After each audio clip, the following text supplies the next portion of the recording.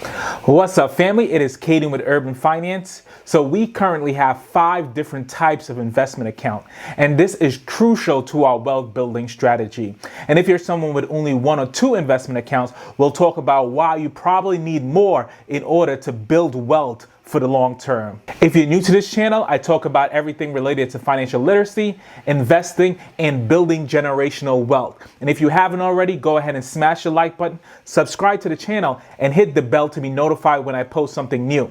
And if you want to get a free stock, feel free to sign up with Robinhood with a link in my description, and you'll get a free stock using that link. All right, let's jump in. The first account we're going to talk about is our Schwab account, and we started this account last year. This account we use primarily for our early payments on our home. And so if you've been watching this channel for some time, you know that we have a plan to pay off our house within 7 years. That is 7 years we plan to pay off our house to be totally mortgage free. We're putting money in this account to pay off our home early because we firmly believe what we would get in return from this account will exceed the interest we'll have to pay on our home. We are still paying extra on our home now, but anything above $3,000 that we will put towards early payment on our mortgage, we put into this fund.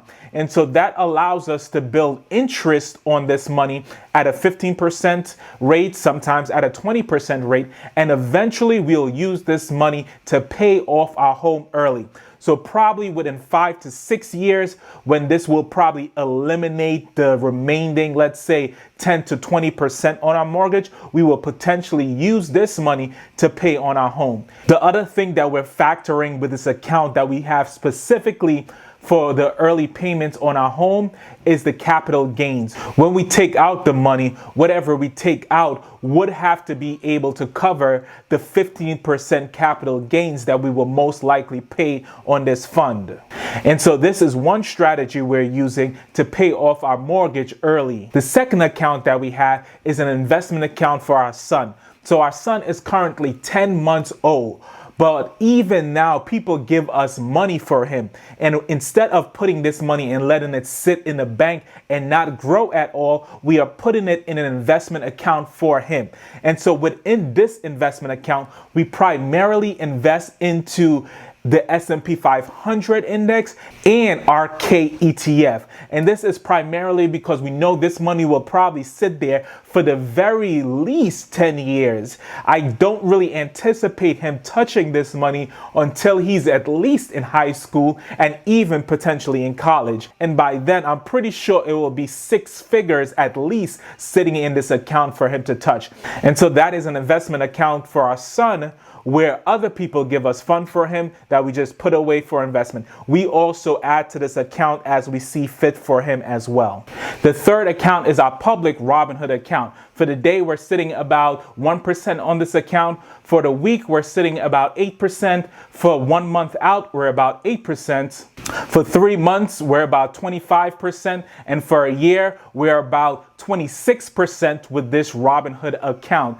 And for this account, I share every aspect about this account on YouTube, going through exactly which stocks I'm buying and how I play the stock market so that you can build wealth as well. I'm excited for this account because it looks like within, I would say probably a month or so, I should be crossing that $10,000 mark, which is wonderful for this particular account. The fourth type of account that we have is retirement account. So we both have retirement accounts with Fidelity and Vanguard. And so within our retirement account, we primarily invest into the S&P 500. So 95% of our retirement funds is within the S&P 500.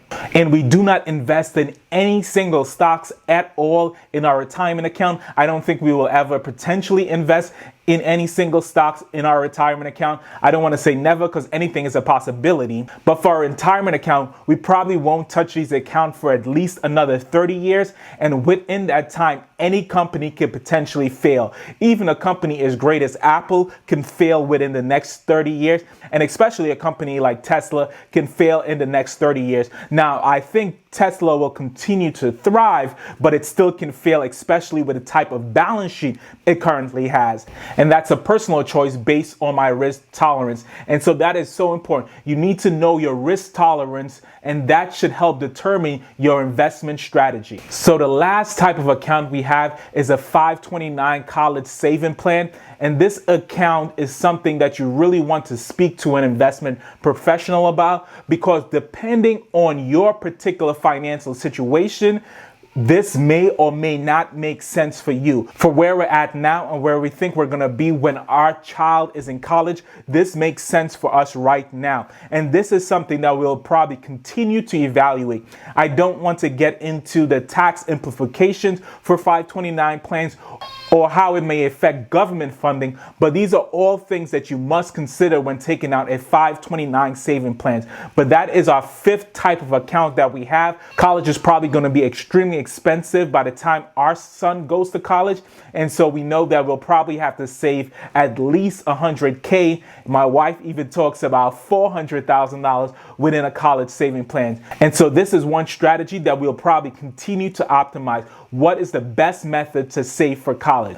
So those are our 5 different types of investment accounts. Each of them serve a different purpose. Each of them we apply a different investment strategy based on when we plan to utilize that money and based on the risk tolerance for that account, because different accounts have different level of risk tolerance as well. And so when you're investing, you really don't want all of your eggs in one basket, and this is one way to break that up. All right, family, if you found anything helpful in this video at all, go ahead and smash that like button. It really helps out the channel. Subscribe to the page and hit the bell to be notified of when I post something new. If you have any questions at all, let me know in the description below, and I'll probably add it to my next video and answer it for you. And like I always say, in the midst of these crazy times, God bless you and make sure you're living your best life.